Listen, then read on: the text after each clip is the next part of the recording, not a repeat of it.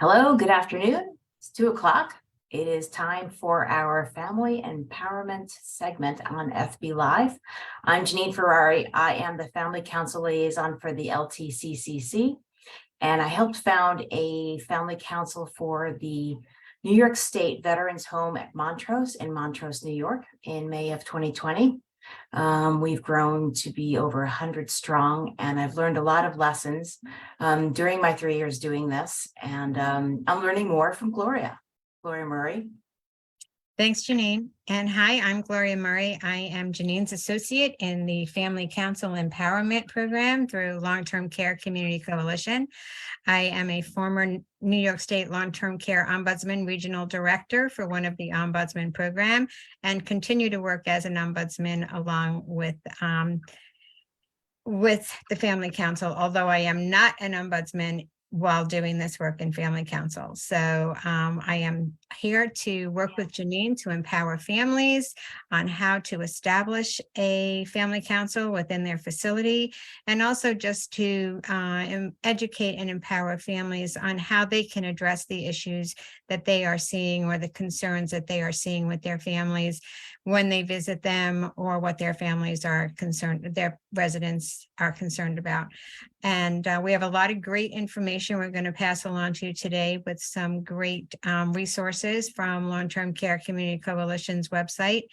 And we look forward to you participating on our live Facebook today. Thanks, Gloria. Thanks, Janine. So what have we got? We should, if anyone present is not familiar with the LTCCC, you can reach them on nursingHome411.org. And it is a wonderful website full of informative data points and PDFs that you can print out or save onto your desktop.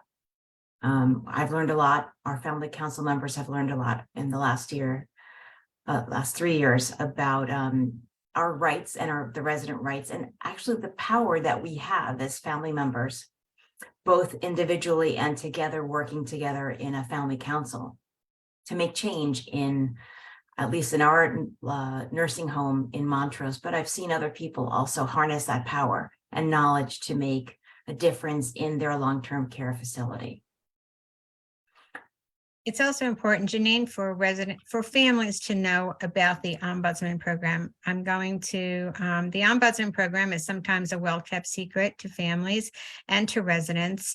However, they are an important role in the residents' care and their existence in the nursing home. They are a resident-centered ombudsman advocacy. They are looking at the resident. They are talking to the resident to see what their concerns are, and they are putting them front and foremost of the concerns.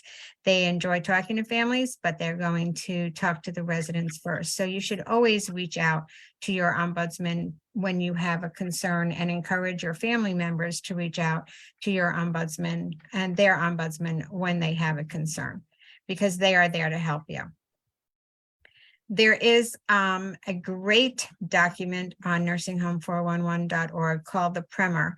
And that primer was put together to help families, ombudsmen, residents, anyone to understand and crosswalk between a regulation and a resident rights, because the ombudsmen are there as resident right advocates. We want residents and families to know about the resident rights.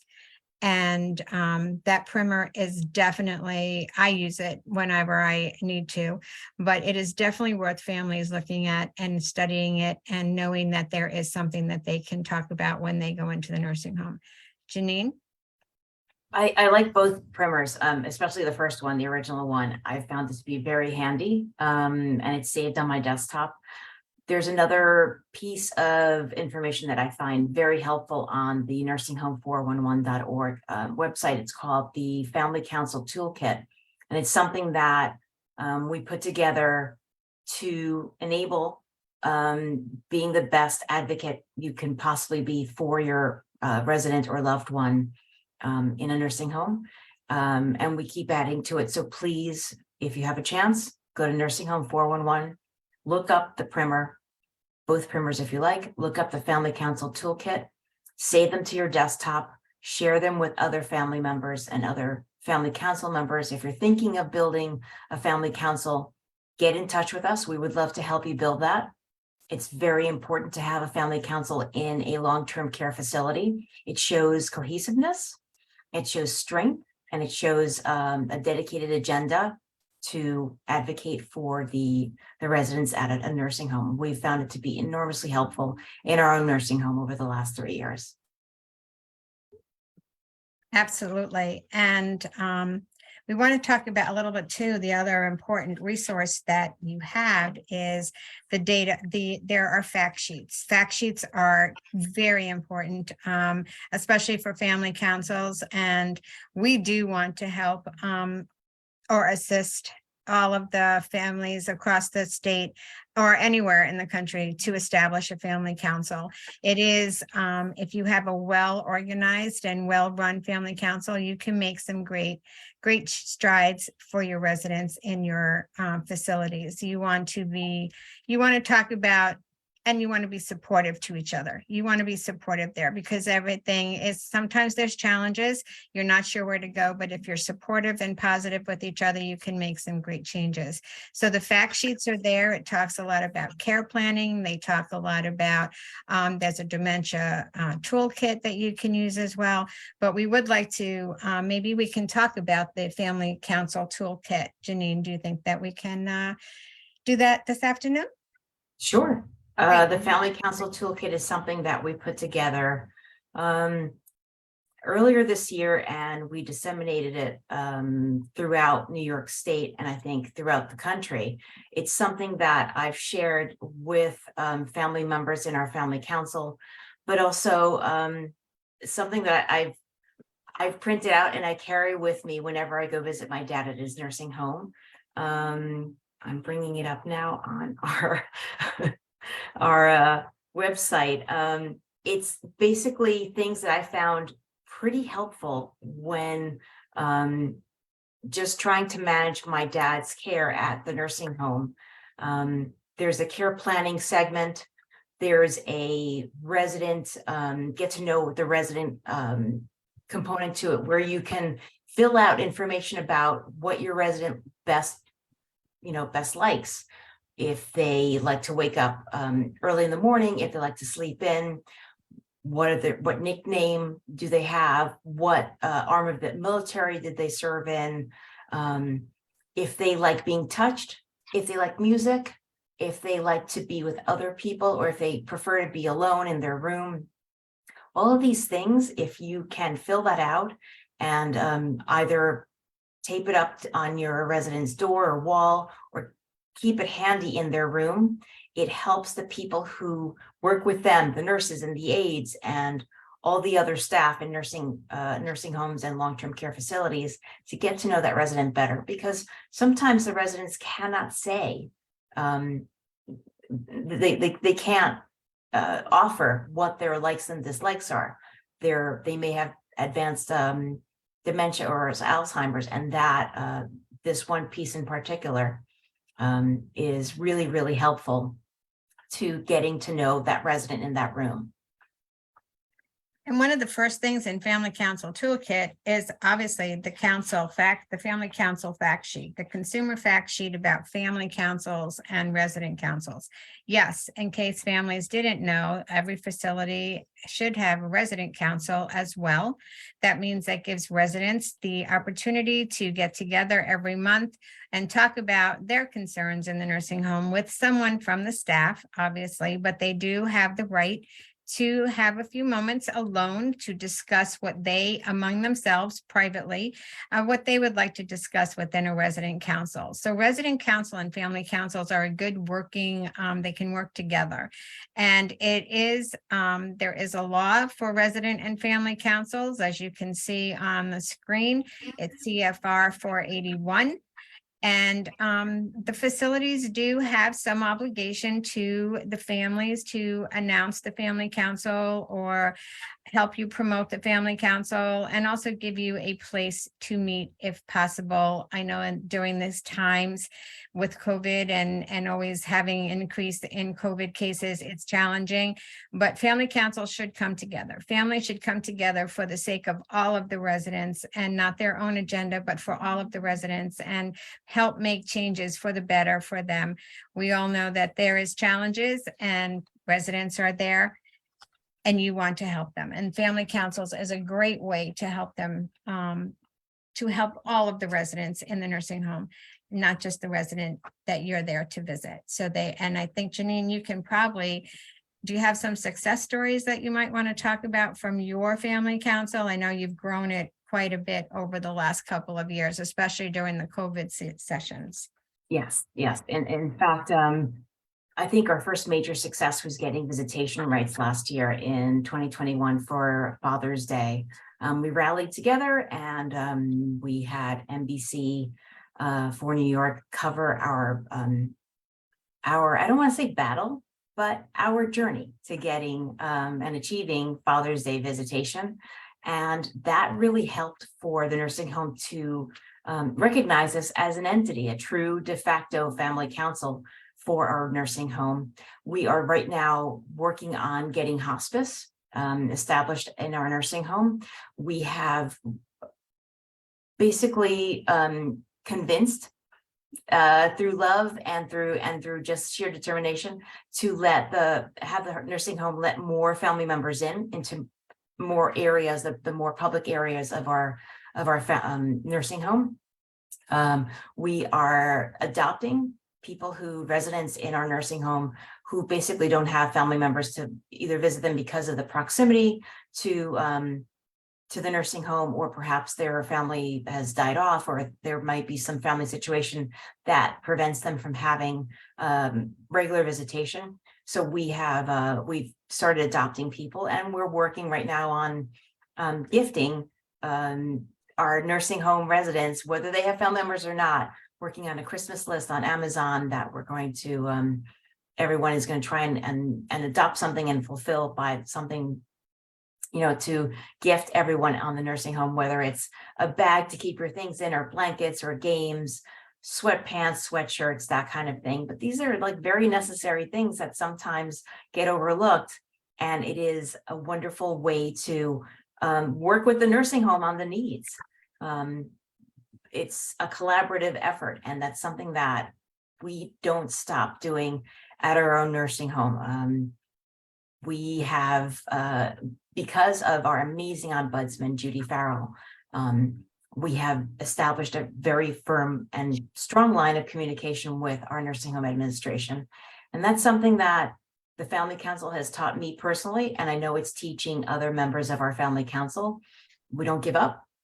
You keep on plugging through and asking your questions, and asking firmly, and staying firmly, and following up. Following up is the biggest key I found to having and attaining success in our Family Council. You've got to keep following up, calling, emailing, being very nice, but determined.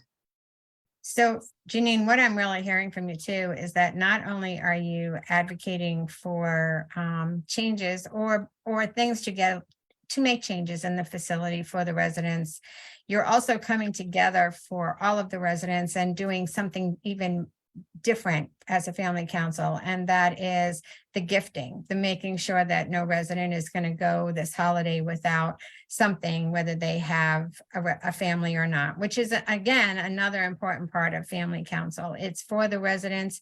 It's not about being adversarial to the facility. It's about working together for one cause, and that cause being the resident, the person that's living there, your loved one that's there. You want to make it like that is their home. It's their home for as long as they're going to be there. So yes, you have some great points there, Janine. And again, it's okay to question. It's okay to question if something changes in the nursing home as a family council. If you notice something changes, it's okay to ask, how come, why did that change? And again, doing it non-adversarially and working with the nursing home to find out if there's a better way to do something, or why change it now when it was working before. COVID has been devastating to many, and it has made a lot of changes in the nursing homes. So it's good to have a family council, and Jean and I are here. We are willing, able, and ready to assist anyone with setting up their family councils. If they have any questions about it, we certainly can hold a little conference call with you and talk to you about the need and how you want to set up your family council. We can't do it for you because we're just, the two of us, and we want to cover a lot and help as many as we can in setting up their family councils. I also want to preface that Long-Term Care Community Coalition, Janine and I, we are not capable or have the staffing to handle individual family resident issues. We do strongly suggest that you reach out to your ombudsman. If you don't know who your ombudsman is in your state, there is a link on the AARP website in New York State. If you type in New York State Ombudsman, they will bring up your regions. The New York State regions are 15. They're across the state, and they all have a regional office. So you can certainly reach out to those regional offices, but they're the ones that are going to help you individually because they have the ability to go and talk and do some investigation. That is what the Ombudsman program is. I cannot say enough about the New York State Ombudsman program. They have really been instrumental in our getting what our residents need in our nursing home. And I've heard similar stories from the other family members I've spoken to throughout the state. If you don't see or you don't have a family council in your long-term care facility, it's easy to set one up. You don't need to have rules and regulations. I mean, they help, of course, but just the will and the ambition of wanting to set one up is basically all you need. You never know if those people that you are passing when you're on your way to go visit your loved one in the halls of the nursing home or the long-term care facility that you're in, they may want to set one up too, and you just haven't spoken about it. So I found being very friendly and open when I'm in my father's nursing home has helped me to cultivate and to grow our family council list by just explaining what we do. We're not adversarial. A family council is there to help. It's actually very instrumental for the nursing home and the administration. They may not see it that way at first, but if you tackle it that way, if you approach it that way, it can be enormously helpful to everyone, including the administration. We are the eyes and ears. We spend time with our loved ones, including, noticing if there are pressure ulcers, which there is a segment about pressure ulcers in the Family Council Toolkit, which I found enormously helpful. But we see everything. We help out. We are that caregiver, an essential caregiver, if you will. And more and more, we're being recognized for that place that we hold for our residents and in the nursing homes. Correct. And I want to say that there's a comment that from Kathy who she says, when you are emailing, to include either the facility or wherever, to always be sure to copy your ombudsman on your email, so they know that you are also working hard for changes at the facility to improve things, or just to make things more comfortable for your loved one. I want to just talk a little bit about family council, and Janine has done an enormous job in building her family council, especially during COVID. And as we said, COVID made a lot of changes to a lot of us, all of us, and especially the nursing homes and how things have been done. But it's important because family council, we know family members are busy. We know this is a busy lifestyle for everyone. And sometimes you talk to families about creating a family council, and we know families are like, I can't do it. I can't take the time. Family councils, when they get established, should be very, very mindful of the time that they spend together. So, considering everyone and making sure that all of your families come to the meetings or participate, you want to start out with an agenda. You want to make sure you stick to that agenda and don't make it too hefty, because we all know that, you can only handle about 3 things that need discussion and possibly follow up. But you want to make sure there's old business, new business, and how you're going to address it. And always come from that resident perspective when you're doing it. I always, as an ombudsman, it is very important that we maintain a resident-centered perspective, meaning that it's because that resident, that person is living in that nursing home. We can't do anything unless they give us approval. Take that same mindset to your loved one. And when you're talking with them about what they're not seeing or what is not going right for them, have a conversation with them about how do they think it could be right. Give them back some power. Give them back some power of their life, that they can still make decisions for themselves. And they can. The resident rights are there for that. And family council can uphold those resident rights as well. So keep your resident rights, keep your family council rather, to a meeting agenda, to a specific time, an hour, a Saturday morning, an evening. I know in some cases, in some locations, evenings are tough because many families can't drive at night. So be cognizant of that. And, LTCC, you can do Zooming, just like, and Zoom with other family members, bring them together in person and on a Zoom. There's a lot of things that you can do for a family council to bring the families together. You're all challenged by the same thing. Bring it together and be more powerful. Thank you, Gloria. That reminds me, this LTCCC offers a free Zoom room for family councils if they need a meeting place. It's the Zoom room that we've been using for over the last 2 years. And it's really, really helpful to have, because we've grown our family council and we haven't been able to meet in person. I've met a few of our family council members on the grounds while I've been visiting my dad, but more and more I'm meeting people first time and only on the Zoom and in the Zoom room. So please visit www.nursinghome411.org, check out this amazing website. And I said, they offer a free Zoom room that you can use for family council meetings. It's been instrumental to ours. And I have to also say, in the family council toolkit, along with the pressure ulcer information, which is really, really important to know when you have a loved one who is spending more and more time in bed or in a wheelchair, that is instrumental. I would also say, check it out for the care planning fact sheet, which helps you when your loved one is having a care plan meeting with the administration and the medical team. Like Gloria said, it is important for them to be there live. The meeting is about them. I've learned that from Gloria, and that's a really cool thing to remember, because it is the care plan meeting about the resident. The resident should be in there, even if they can't really understand or they're nonverbal. They need to know that they are the focus of that meeting. That care plan fact sheet also gives you a host of different questions to write down or to ask in advance of that care plan meeting. Not all the questions will make sense to you or refer to your loved one's ailments or their health, but it's a really good sounding board and a way for you to get your mind and your thinking started about what other questions you can ask to better understand what is happening with your loved one's health in the last 3 years. The last 3 months. Our nursing home has a care plan meeting for each of the residents quarterly, and it lasts about 10 to 20 minutes. And it's really instructive. I've learned a lot of the things that are said in that care plan meeting are more task oriented. I learned that from Gloria.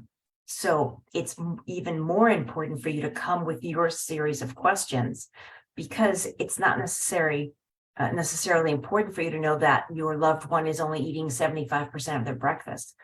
Why aren't they eating the other 25%? It's an opportunity for you to drill down and find out more about what your loved one is liking and not liking in meals, so to speak, in the activities. It's a great way for you also to let the administration and the medical team in your loved one's long-term care facility that you are plugged in to what is happening with your loved one. more and more, I'm finding that the more time I spend with my dad, following up on things, I'm getting the answers that I need because they know I am plugged in to what's happening with my dad and around my dad. And it's kind of like that old expression, the squeaky wheel gets the oil. Just keep asking.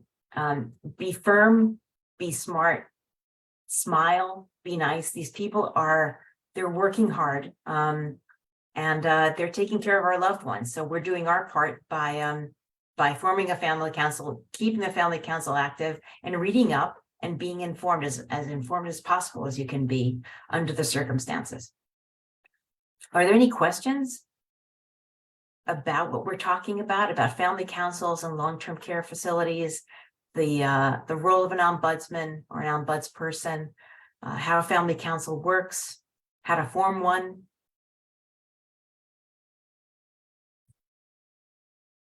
If anyone has any questions, if you can't come up with any right now, but you'd like to email us and with a question or an observation, anything, you can email us at families@ltccc.org. And we'll get to your questions in a timely manner. I hope that you're getting something out of this time with Gloria and I. We think it's instrumental that you hear us talk and you experience a little bit of what we've got to offer in terms of family councils and resident councils, and just our acumen and our experience with what's been going on, especially throughout COVID. Absolutely, Janine. And I know there haven't been any questions coming through, but we are here to assist you in setting up your family council or discussing your family council in ways that you want to build it and how you see it fitting in your nursing home where your loved one is, because every facility is different. But the one thing that we do want to, don't want you to go away without is that we're here to assist you. We're also here, we can talk with you, empower you, and educate you on certain things. But when it comes to specific individual situations that you're experiencing with your loved one in the nursing home, reach out to that ombudsman program, because they are going to be the ones that are going to help you. Many times we found from families who have newly, with a new resident within the last month or so, we found out that they don't know who to call. There isn't a phone directory that is offered to them when they admit their loved one. And so a family council is really instrumental in that way. We can help guide our team members, our other families members who don't know who to call if they want to take their loved one out. They don't know who to call if they have a question about a medical appointment. What's the nursing station's main number? Who's the best nurse? How do I get my loved one to have physical therapy or occupational therapy? How do I get a wheelchair, for an updated wheelchair or a wheelchair repaired for my loved one? How do I get it cleaned? All of these things, these little details to make your resident's life a little bit more palatable in their long-term care facility. Those answers are known by someone on your family council or a family member who's just waiting to join a family council. So please, if you're thinking you're on the edge of trying to decide whether to form one or not, just do it. If you don't see that leader around, that leader is you. Just do it.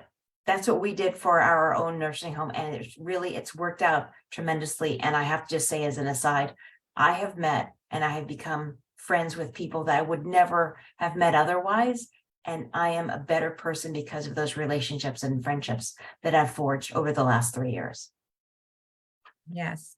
And also, Janine, in following up with that, it's important for family councils to know that you're not there to handle all of everyone's individual concerns. You are there to advocate for improvement, changes for all of the residents. And again, individually, you should all be talking about what's going on with your resident, whether it be food, so the food is always cold. My dad, my mom, my wife, my husband, they're always complaining that the food is cold.